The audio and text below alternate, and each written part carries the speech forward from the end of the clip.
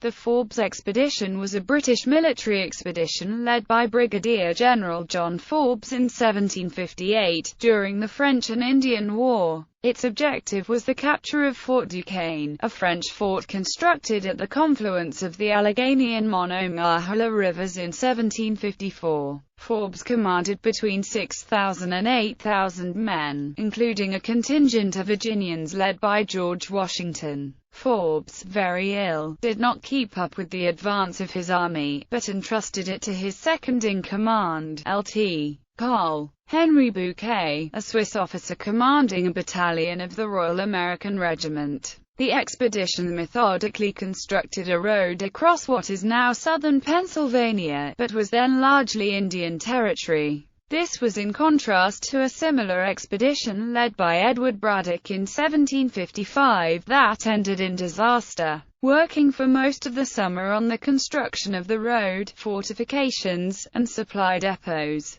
the expedition did not come within striking distance of Fort Duquesne until September 1758. In mid-September, a reconnaissance force was soundly defeated when its leader, Major James Grant, attempted to capture the fort instead. The French, the supply line from Montreal cut by other British actions, attacked one of the expedition's forward outposts, Fort Ligonier, in an attempt to either drive off the British or acquire further supplies, but were repulsed. The Treaty of Easton, concluded on October 26, 1758, caused the Lenape and Shawnee tribes in the Ohio Valley to abandon the French. This collapse of Native American support made it impossible for the French to hold Fort Duquesne and the Ohio Valley. When the expedition neared to within a few miles of Fort Duquesne in mid-November, the French abandoned and blew up the fort.